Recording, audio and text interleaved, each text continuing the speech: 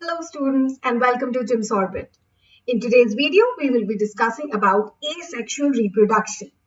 इस वीडियो में हम बात करेंगे again just to recap कि asexual reproduction क्या होता है and उसके different types of asexual reproduction that exist in nature. So let's begin. So जैसा हमने पहले भी पढ़ा था, let's just recap quickly कि asexual reproduction के salient features या characteristics क्या होते हैं. One, there is the involvement of just one parent. यहाँ पर दो पेरेंट्स नहीं चाहिए होते हैं. There is no formation or fusion of gametes. Again, gametes क्या होते हैं? Gametes होते हैं हमारे sex cells. तो asexual reproduction में sex cells नहीं बनते हैं, ना ही उनका fusion होता है. Young ones formed are almost identical to each other as well as to parents. तो यहाँ हम क्या बोल सकते हैं कि asexual reproduction में clones are formed, which are what? Which are genetically and physically similar. ठीक है? Obviously अगर genetically similar है तो physically भी similar होंगे. Asexual reproduction generally occurs during favorable conditions. यानी जब ऑर्गेनिज्म को बहुत एनर्जी लगाने की जरूरत नहीं है, ना ही उसको कुछ स्टोर करने की जरूरत है, अपनी एनर्जी बचाने की जरूरत नहीं है, तब वो एसेक्सुअल रिप्रोडक्शन करेगा. फेवरेबल एनवायरनमेंट हो सकता है जब उसको खाने की कोई कमी नहीं हो, बहुत ज्यादा प्रेडेशन नहीं हो, वो सारी चीजें. ठीक है? And it is a faster method of reproduction. Of course, in comparison to sexual reproduction, asexual reproduction takes a really short amount of time. So, this was about asexual reproduction. Let's quickly take a look at the types of asexual reproduction. हमारे पास 6 तरह के reproduction होते हैं. Sorry, asexual reproduction. There is budding, जो हमने किसने देखा है? Hydra में and yeast में, right? Then हमने fission के बारे में सुना है. ये 2 तरह के होते हैं. क्या? Binary fission and multiple fission. ये किसमें ज्यादातर हमने देखा है? ये हमने देखा है अमीबा में और किसमें? प्लाज्मोडियम, जो कि हमारा क्या होता है? Malarial parasite, right? Okay. Fragmentation, ये हमने किसमें देखा है? ये स्पायरोगायरा में. रीजेनरेशन, सबसे कॉमन एग्जांपल इसका हम क्या पढ़ते हैं? प्लेनेरिया या फ्लैटवर्म. स्पोर फॉर्मेशन, अगेन ये फंगस में हो सकता है.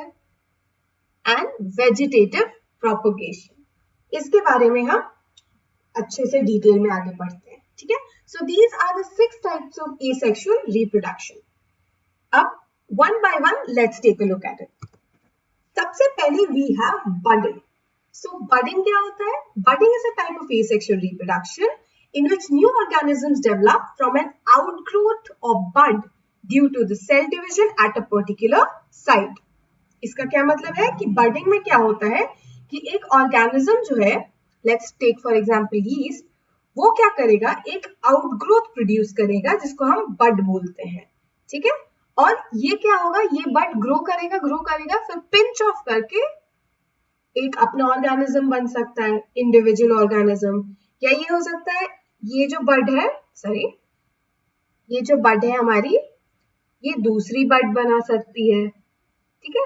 तो इस तरह से या तो चेन ऑफ बड्स बन सकते हैं या वो पिंच ऑफ होके इंडिविजुअल ऑर्गेनिज्म की तरह भी जी सकते हैं. So that is budding. Budding में क्या करते हैं? Organisms they use regenerative cells for reproduction. क्योंकि ऑब्वियसली हवा में तो ये बड्स प्रोड्यूस नहीं हो रहे हैं. यहाँ पर कोई सेल्स हैं जो इन न्यू बड्स को प्रोड्यूस कर रहे हैं. इन्हें हम बोलते हैं रीजेनरेटिव सेल्स. बडिंग हमने किसमें देखा है? यीस्ट में देखा है और हाइड्रा में देखा है. तो आप अभी इसके इमेजेस देखते हैं.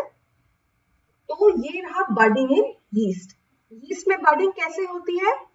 There is the parent yeast, right? वो क्या करेगा? एक बड फॉर्म करेगा इस तरह से, यूजिंग व्हाट? Regenerative sales. ये रहा हमारा बड. अब ये बड जो है ये बड़ा होगा, जैसे ये यहाँ पर हो रहा है. ठीक है? ये ग्रो किया और ये एक न्यू यीस्ट सेल बन गया इस बड के थ्रू। अब या तो ये एक सेपरेट यीस्ट सेल बन सकता है यहाँ से पिंच ऑफ होके, ठीक है, ये सेपरेट आउट होके ये दो इंडिविजुअल बन जाएंगे, या फिर ये एक बर्ड दूसरे बर्ड को राइज देगा, वो तीसरे बर्ड को राइज देगा, और ये क्या बन जाएगा, a chain of yeast cell. This right here is an animated GIF जो आपको यहाँ पर है, ये आप देख सकते हो, ये सारे यीस्ट सेल्स हैं, ठीक है, ये और ये देखो आप कॉलोनी बन रही है ना, यहाँ पे ये एक यीस्ट सेल है, इसमें ये एक बर्ड है, ये एक बर्ड है, इससे ये एक बर्ड निकला हुआ है, राइट, इससे तो ये रहा, ये सबसे बड़ा वाला, तो ये सिनेरियो में क्या हो रहा है हमारा, इसकी तरह हो रहा है ना, चेन ऑफ यीस्ट सेल्स बन रहे हैं।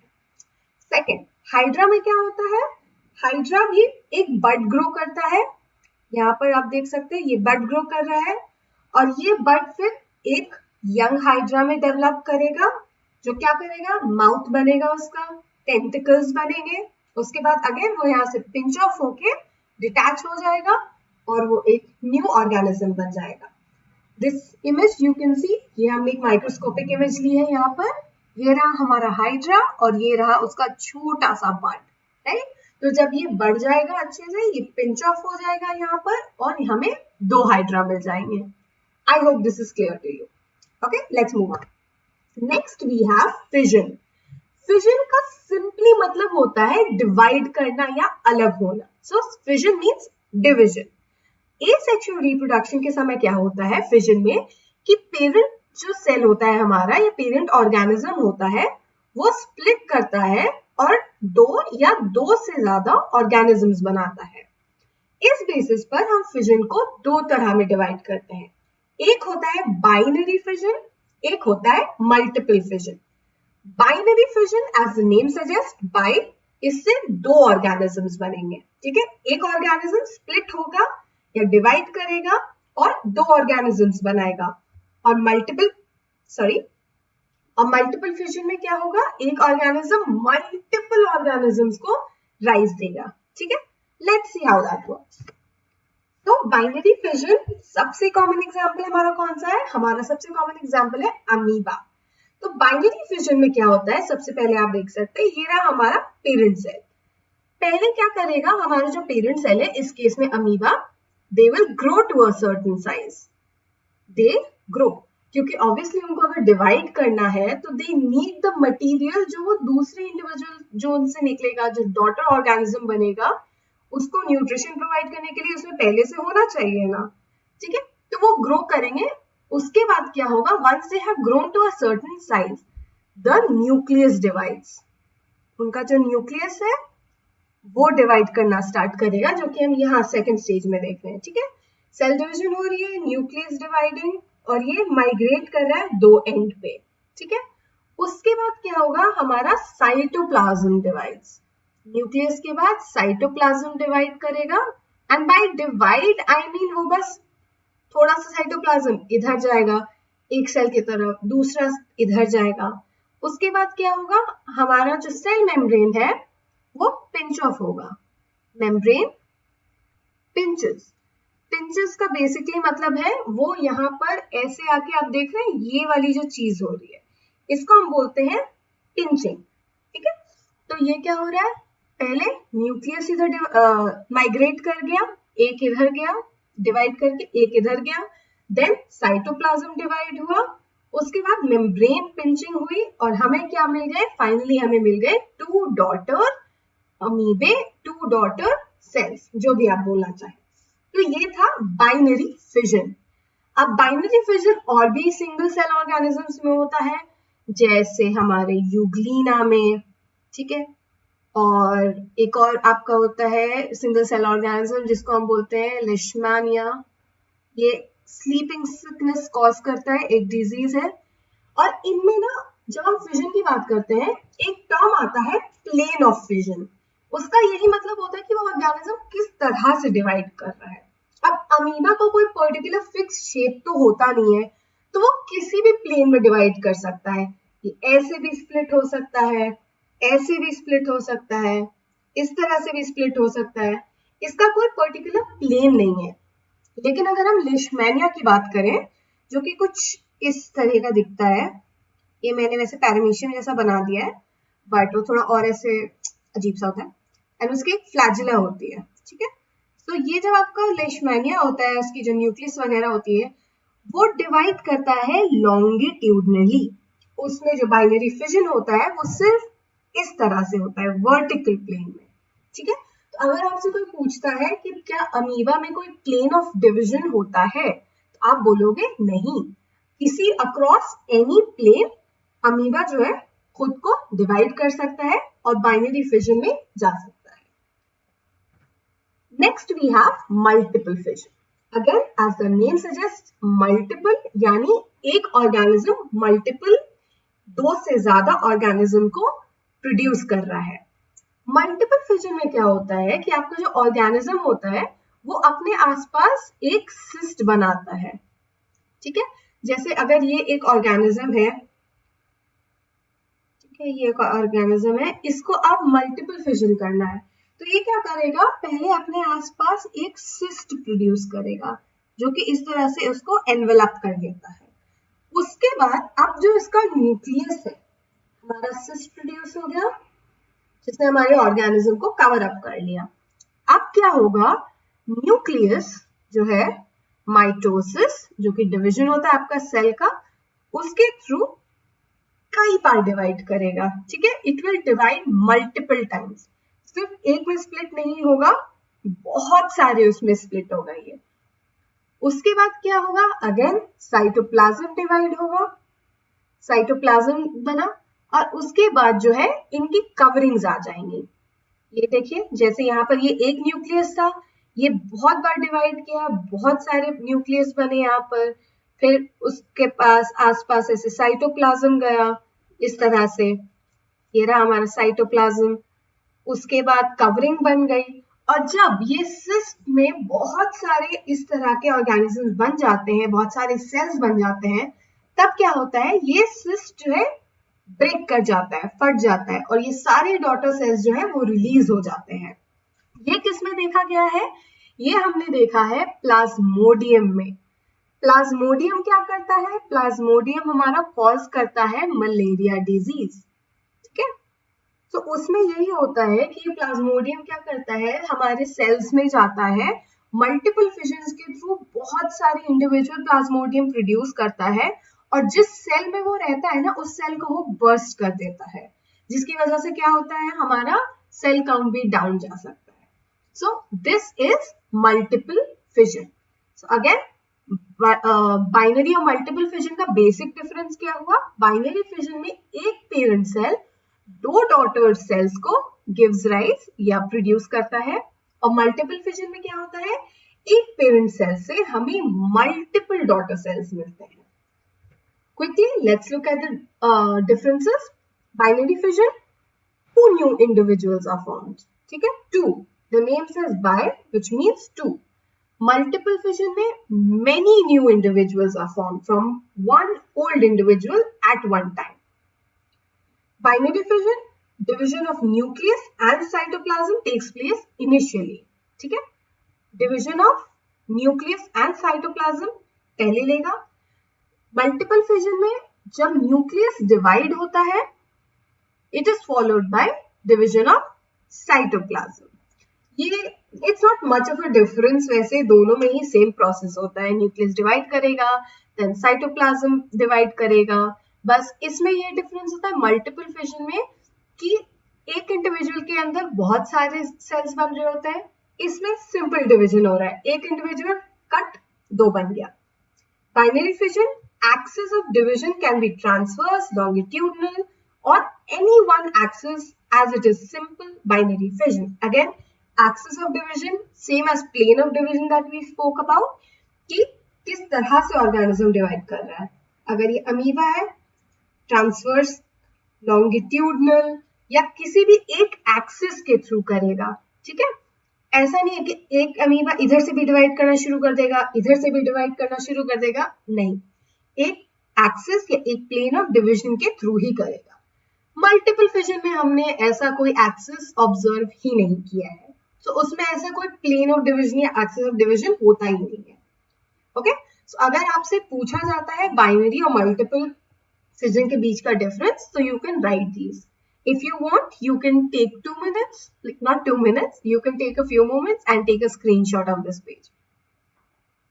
Okay, let's move on. I hope you've taken a screenshot.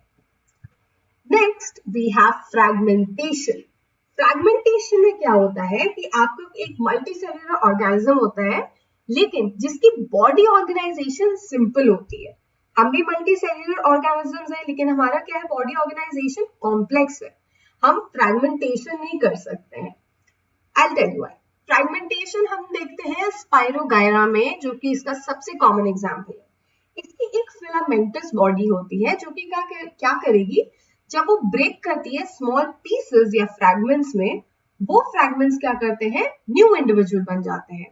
जैसे अगर ये स्पाइरोगायरा है हमारा, लेट्स अज्यूम, तो अब अगर ये यहां से ब्रेक करता है, तो ये जब ब्रेक करेगा तो ये फिलामेंट जो है, ये फ्रैगमेंट जो है, एक न्यू ऑर्गेनिज्म प्रोड्यूस कर सकता है. लेकिन हम भी मल्टी सेल्यूलर हैं, लेकिन हम ऐसा तो नहीं कर सकते ना. अगर आपके बाल गिरते हैं तो बाल गिरकर नए ऑर्गेनिजम्स तो नहीं बनते, राइट. सो सिर्फ फ्रैगमेंटेशन उन मल्टी सेल्यूलर ऑर्गेनिजम्स में पाया जा सकता है जिनकी बॉडी ऑर्गेनाइजेशन बहुत ही सिंपल हो. फॉर एग्जाम्पल, जैसे हम स्पाइरोगायरा में देखते हैं, तो स्पाइरोगायरा आप देखोगे, ये क्या है इसका, ये रहा न्यूक्लियस. मैं यहाँ बनाती हूँ, ये रहा इसका न्यूक्लियस. इसको बोलते हैं हम सेप्टा, ठीक है. और ये जो आपको ऐसे क्रिस क्रॉस अंदर ऐसे दिख रहे हैं ना, ये वाली चीज, ये होते हैं इसके क्लोरोप्लास्ट, ठीक है. तो अगेन बॉडी ऑर्गेनाइजेशन कितनी सिंपल है उनकी. तो अब जैसे देख रहे हैं कि जहां से भी ब्रेक कर रहा है, फ्रैगमेंट्स बन रहे हैं, ये फ्रैगमेंट्स आराम से रीग्रो कर सकते हैं और न्यू इंडिविजुअल्स बना सकते हैं, ठीक है. ये कोई भी फ्रैगमेंट हो, ये बढ़कर खुद में एक इंडिविजुअल बन जाएगा. ये रहा एक फ्रैगमेंट यहां से टूटा, ये ग्रो करके नया स्पाइरोगायरा बन गया. ये रहा हमारा सेकंड फ्रैगमेंट जो टूटकर दूसरा स्पाइरोगायरा बन गया. ये रहा तीसरा फ्रैगमेंट जो अगेन क्या बन गया, नया स्पाइरोगायरा बन गया, ठीक है. So fragmentation is a very simple process, लेकिन ये कॉम्प्लेक्स बॉडी ऑर्गेनाइजेशन वाले ऑर्गेनिजम्स में नहीं आकर कर सकता, ठीक है. Next we have regeneration. अब रीजेनरेशन और फ्रैगमेंटेशन में ना कई बार लोगों को थोड़ी सी प्रॉब्लम आ जाती है समझने में कि भैया ये इतने डिफरेंट कैसे एक दूसरे से. We'll understand that. So let's see what is regeneration first. Regeneration मतलब दोबारा प्रोड्यूस होना. It is the ability of an organism to develop their lost parts. ये हमने, अगर आपने देखा होगा कि जैसे हाउस लिजर्ड्स जो होती है, कभी कभी उनकी टेल उनसे डिटैच हो जाती है, या किसी इंजरी की वजह से, या हो सकता है they get into an accident maybe. So उनकी टेल क्या होती है, उनकी टेल रीग्रो कर जाती है बाद में. So that regrowth is known as regeneration. लेकिन कुछ ऑर्गेनिजम्स में ये जो रीजेनरेशन की कैपेसिटी होती है, वो इतनी ज्यादा हाई होती है कि उससे वो नए ऑर्गेनिज्म ही बना लेते हैं. जो हमने देखा है प्लेनेरिया, जिन्हें हम बोलते हैं फ्लैटवर्म्स, ठीक है. इनमें देखा गया है कि प्लेनेरिया को किसी भी पार्ट से डिटैच कर दो या काट दो, तो वो सारे पार्ट्स जो हैं वो क्या करते हैं, न्यू इंडिविजुअल्स में बन जाते हैं, which is a really high regenerative capacity. लेकिन अभी जैसे हमने हाउस लिजर्ड्स की बात की, हाउस लिजर्ड का अगर आप उनको बीच से काट दोगे तो it's not like you will get 2 house lizards, नहीं. बट प्लेनेरिया में ये होता है कि अगर आप उनको बीच से काट दो तो वो दोनों पार्ट्स जो है रीग्रो कर जाते हैं और न्यू इंडिविजुअल्स बन जाते हैं. ऐसा क्यों होता है? Because again very high regenerative capacity. और ये जो रीजेनरेशन है वो स्पेशल सेल्स के थ्रू होता है, जो क्या करते हैं, वापस से डिवाइड करते हैं, एक मास ऑफ सेल बनाते हैं. उसके बाद वो क्या करता है, वो सेल्स जो है डिफरेंशिएट करके ऑर्गेनाइज कर जाते हैं different types of cells in tissues में. तो ये तो एक काफी एक यूनिक प्रॉपर्टी हो गई इन स्पेशल सेल्स की. और ये चेंजेस क्या करते हैं, दे अकर इन एन ऑर्गेनाइज्ड सीक्वेंस, जिसको हम बोलते हैं डेवलपमेंट। ठीक है, तो रीजनरेशन में क्या है, स्पेशल सेल्स आपके इन्वॉल्व्ड हैं जो क्या कर रहे हैं, डिवाइड कर रहे हैं, फिर से नया सेल मास बना रहे हैं, और ये जो सेल मास है फिर वो क्या कर रहा है, वो जाकर इट इज अंडरगोइंग चेंजेस, और वो क्या कर रहा है, different types of cells and tissues बना दे रहा है, जो कि फ्रैगमेंटेशन में हमारा नहीं होता है। फ्रैगमेंटेशन में सिंपली क्या होता है कि आपके ऑर्गेनिज्म का एक पार्ट टूट जाता है और वो सिंपली रीग्रो कर जाता है एक नए ऑर्गेनिज्म में। ठीक है, रीजेनरेशन में there is regrowth of the lost part through specialised cells. Okay, so let's look at planaria. ये रहा हमारा प्लनेरिया। अब यहां पर आप देखो, इस प्लनेरिया को पहले यहां से काटा गया, देन यहां से काटा गया। आप ये देखो, ये सिर्फ हेड वाले पार्ट से ये किस तरह से ग्रो कर रहा है, ये यहाँ पर भी एक प्लनेरिया बन गया। मिडिल पार्ट जो था, इसने क्या किया, टेल ग्रो किया और हेड ग्रो किया। अगेन हमें मिल गया क्या, एक और प्लनेरिया मिल गया। ये क्या था, टेल स्ट्रक्चर था। टेल वाले पार्ट में क्या हुआ, यहाँ पर ये सेल मास बना, डिफरेंशिएट किया, ग्रो किया, और उसने क्या, एक छोटा सा ट्रंक और एक हेड बना लिया। तो हमें एक और छोटा सा प्लनेरिया मिल गया, विच इज सो फैसिनेटिंग। ऐसा हमने कितने ऑर्गेनिजम्स में देखा है, ऑलमोस्ट नो अदर, राइट। जैसे हमने लिजर्ड का भी एग्जांपल दिया, अगर मैं लिजर्ड को इस प्लेन में इस तरह से अगर काट देती हूँ, तो they won't grow new individual organisms like this, ऐसा बिल्कुल नहीं होगा। बट ये हमने प्लनेरिया में ऑब्जर्व किया है, क्योंकि इनकी जो रीजेनरेशन कैपेसिटी है वो इतनी ज्यादा हाई है कि वो किसी भी प्लेन के थ्रू नया ऑर्गेनिज्म बना लेते हैं। अगेन यहाँ पर आप देखो, इसको अगर इंडिविजुअल इस तरह से प्लेन में काट रहे हैं, तो वो again half the organism grow कर ले रहा है। इतना पार्ट काटा तो ये इसने इतना बाकी पार्ट ग्रो कर लिया। इस प्लेन में काटा तो उसने यहाँ से हेड और इतना टेल ग्रो कर लिया। अगर हमने सिर्फ और सिर्फ उसको इस तरह से बीच से भी काट दिया, तब भी आप देखो क्या हुआ, इसने छोटा सा हेड और ये छोटी सी टेल रीजनरेट कर ली, राइट। सो प्लनेरिया में regeneration is happening, it is such a fascinating process, and it is happening because of high regenerative capacity through which जो उनके specialized cells होते हैं वो जाकर रीडिवाइड करते हैं और different types of cells and tissue बना लेते हैं। Okay? Next we have spore formation. Spore formation हमने बहुत commonly देखा है rhizopus में। Rhizopus आप समझिए आपका common bread mold या bread fungus जो आपका लग जाता है। सो राइजोपस की बॉडी कैसी होती है, इस तरह की, ठीक है। ये आप उसका ऐसा एक हेड होता है, कवरिंग होता है, जिसको हम बोलते हैं स्पोरेंजियम, और इसके अंदर होते हैं उसके ये स्पोर्स, और ये स्पोर्स होते हैं जो इनके क्या होते हैं, रिप्रोडक्टिव पार्ट्स होते हैं, रिप्रोडक्टिव पार्ट्स, ठीक है। स्पोरेंजियम इसकी कवरिंग होती है जो स्पोर्स को इंटैक्ट रखती है। जब तक आपके राइजोपस को ना फेवरेबल कंडीशंस नहीं मिलेंगे, तब तक ये स्पोरेंजियम बर्स्ट नहीं होगा, क्योंकि ये स्पोर्स को प्रोटेक्ट कर रहा है कि भैया जब अच्छी कंडीशंस आएंगे, जब हमारे पास बहुत अबंडेंट खाना होगा, एनवायरनमेंट सूटेबल होगा, तब ये क्या करेगा, स्पोरेंजियम बर्स्ट कर जाता है और ये स्पोर्स रिलीज कर देता है, ठीक है। Let's come back to our text. So rhizopus body is made of thread like structures called hyphae. These, ठीक है, ये रहे आपके hyphae. The erect hyphae bears sporangia, inside which reproductive structures called spores are formed. ये क्या है आपका, ये रहे आपके स्पोरेंजियम, और इसके अंदर ये सारे क्या है, ये है spores, and as we discuss spores ही क्या होते हैं, these are the reproductive parts or the reproductive structures. Spores are asexually reproducing bodies having a thick protective wall.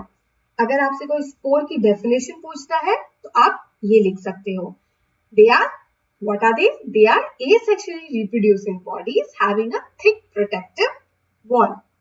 They are produced during unfavorable times. Spores कब produce होते हैं, जब जो condition होती है एनवायरनमेंट में it's not very suitable for growth. So may be हो सकता है कि बहुत ज्यादा ठंड आ गई हो, या पानी नहीं मिल रहा है, या फूड रिसोर्सेज बहुत कम है, तब राइजोपस क्या करता है, वो स्पोर्स बना लेता है जो स्पोरेंजियम से कवर्ड रहेंगे, और वो तब तक वही रहेंगे। ये स्पोरेंजियम की जो कवरिंग होती है वो उसको प्रोटेक्ट करके रखेगी जब तक फेवरेबल कंडीशंस नहीं आते। जब फेवरेबल कंडीशंस आ जाएंगे तो क्या होगा, ये जो स्पोरेंजियम है इल बर्स्ट, ये क्या करेगा, स्पोर्स रिलीज करेगा, और इन स्पोर्स को जब सूटेबल मीडियम मिलेगा जहां पर वो ग्रो कर सकते हैं, वो वहां पर जाएंगे और वहां पर इंडिविजुअली न्यू इंडिविजुअल बन जाएंगे, यानी ऑर्गेनिज्म बन जाएंगे। ठीक है, तो ये हर एक स्पोर जो है इट हैज रिप्रोडक्टिव कैपेसिटी। ऐसा नहीं है कि एक स्पोरेंजियम ने जब बर्स्ट किया, स्पोर्स रिलीज किया, उससे जाके एक ही नया राइजोपस बनेगा, नहीं। ये जो इंडिविजुअल स्पोर्स है, they have the capacity to form new individuals. ठीक है, and last but not the least we have vegetative propagation. Vegetative propagation में क्या होता है कि प्लांट्स जो है वो एसेक्सुअली रिप्रोड्यूस कर पाते हैं थ्रू वेजिटेटिव पार्ट्स। अब ये वेजिटेटिव पार्ट्स क्या होते हैं, ये हो गए आपके लीव्स, रूट्स, स्टेम, बड। इसका सबसे कॉमन एग्जांपल हमने देखा होगा आलू में। आपने देखा होगा समटाइम्स ऐसे आपको जो पोटैटो होता है उसमें ऐसे आईज होती हैं, ग्रीन ग्रीन ऐसे शूट निकल रही होती है, राइट। तो इस पार्ट को अगर आप कट करके सॉइल में डालोगे ना तो आप देखोगे कि एक नया प्लांट बन जाता है, which is pretty weird, right. कि हमने तो ऐसे देखा कि प्लांट्स को ग्रो करने के लिए सीड डालना पड़ता है, then you have to water it, wait for it to grow. But vegetative propagation में is a asexual method. Seeds जब आप यूज करते हो that is a sexual method, जो कि हम next time डिस्कस करेंगे। So asexual propagation में क्या होगा, सॉरी vegetative propagation में क्या होगा, ये जो पार्ट्स हैं आपके लीव्स, रूट्स, स्टेम, बड, ये सब यूज करके हम देखते हैं कि एक नया प्लांट उग जाता है, जैसे हमने देखा किस केस में, आलू के केस में। This process is known as vegetative propagation. Onion का बल्ब, अगेन हमने देखा है ना, आपका जो प्याज होता है उसमें इस तरीके के यहाँ पर बल्ब होते हैं। इस पार्ट को भी अगर आप काट कर सॉइल में डाल दोगे तो आप देखोगे कि आपको एक नया प्लांट मिल जाएगा। और एग्जाम्पल क्या है, tubers of potato, runners, stolon, etcetera. ठीक है, बहुत एग्जाम्पल होते हैं। एंड सबसे फेमस एग्जाम्पल कौन सा है जो आपके एनसीईआरटी में भी है, वो है ब्रायोफाइलम का। ब्रायोफाइलम में क्या होता है, लेट्स सी। अच्छा, यहाँ पे हमारे पास और एग्जाम्पल है मिंट का, it reproduces naturally by roots, हमें कुछ प्लांट करने की जरूरत नहीं पड़ती है। Sugar cane, jasmine by stem, and bryophyllum by leaves. Bryophyllum में क्या होते हैं, ब्रायोफाइलम बड्स जो है लीफ के नॉचेस में प्रोड्यूस होते हैं, और ये जो छोटे छोटे बड्स होते हैं जो बिल्कुल छोटी छोटी लीव्स जैसी दिखती हैं, वो जब टूट कर सॉइल में गिरती है ना तो ये नया प्लांट बना लेती है। So this is what is seen in bryophyllum. And vegetative propagation जो है ना सिर्फ ऐसे naturally नहीं होता, हमने ये methods apply करके artificial जो है vegetative propagation भी use किया है, जिसे हम tissue culture बोलते हैं। Let's look at the importance of vegetative propagation. ये actually kind of important है क्योंकि एग्जाम में काफी पूछा जाता है कि what is vegetative propagation and what are the importance of vegetative propagation. So vegetative propagation में क्या है, plants can bear flowers and fruits earlier. ठीक है, plants which have lost the ability to produce viable seeds can also produce via vegetative propagation. अब ऐसा हो सकता है कि plants जो है एक टाइम के बाद seeds नहीं produce कर पाए, या जो वो seeds produce कर रहा है वो एक नए individual plant को give rise नहीं दे पाए, it won't be able to produce new plants. तब क्या हो सकता है, तब वहां पे वेजिटेटिव प्रोपगेशन काम आ सकता है कि अगर हम इसे सीड से नहीं उगा पा रहे हैं, here are other parts of the plant that we can use to make new plants, तो वहां पर काम आ सकता है vegetative propagation. Next, all plants are genetically almost similar to the parent. ये काम आता है आपका जब हम प्योर ब्रीड्स प्रोड्यूस करने की कोशिश कर रहे होते हैं, तब ये चीज काम आता है कि अगर हम इस तरीके से प्लांट उगाते हैं तो ऑलमोस्ट जेनेटिकली आइडेंटिकल हो जाता है वो। Seedless variants can be obtain. Of course यहाँ पर अगर हम सीड्स नहीं यूज कर रहे हैं और अगर हम डिफरेंट प्रोसेसेस ट्राई कर रहे हैं तो हम देख सकते हैं हमें सीडलेस वैरायटीज मिल सकती हैं, क्योंकि अगर यहाँ पर हमने सीड्स का तो यूज किया नहीं, हमने प्लांट का पार्ट यूज किया है, तो हो सकता है कि we can tweak and make changes ताकि हमें सीडलेस वैरायटी मिल जाए। जैसे for example seedless watermelons produce होते हैं, ठीक है। नेक्स्ट क्या है, property of vegetative propagation is used by horticulturists in developing methods like layering, grafting to grow many plants like sugarcane, roses और ग्रेप्स। तो हॉर्टिकल्चर में जो है वेजिटेटिव प्रोपगेशन का बहुत यूज होता है। हम डिफरेंट प्रोसेसेस करते हैं जैसे लेयरिंग, ग्राफ्टिंग, जिसकी वजह से हम प्लांट्स ग्रो करते हैं। इसका एक एग्जांपल है शुगर केन। शुगर केन आपने देखा है ना, उसमें इस तरह से नोड्स होते हैं, यहाँ आप देखोगे तो डार्क ब्राउन कलर के ऐसे नोड्स होते हैं। तो अगर मैं उसको यहाँ से काट दूं और उसको फिर ऐसे सॉइल में गाड़ देती हूँ तो ये जो है पूरा एक इंडिविजुअल बड़ा शुगर केन बन जाएगा खुद से। मुझे और कुछ नहीं करने की कुछ और करने की कोशिश नहीं करनी पड़ी, ठीक है। तो इस प्रोसेस को ना हम लेयरिंग भी बोलते हैं, जहां पर हम जो उसका नोड है वहां से काटते हैं और सिंपली उसको सॉइल में डाल देते हैं। Okay, so these are a few importance of vegetative propagation. If you want, you can pause the video and take a screenshot. So that was all about asexual reproduction. So हमने इस video में क्या-क्या discuss किया? हमने discuss किया कि asexual reproduction क्या होती है and the different types of asexual reproduction method which exist, which were what? Let's recall again. We had fission, binary and multiple, then we had budding, उसके बाद हमने बात की फ्रैगमेंटेशन और रीजेनरेशन की, वेजिटेटिव प्रोपगेशन की एंड स्पोर फॉर्मेशन की। If you have any questions, don't forget to leave them in the comment section below and I hope you enjoyed this video. If you did, don't forget to like, share and subscribe, and thanks for watching.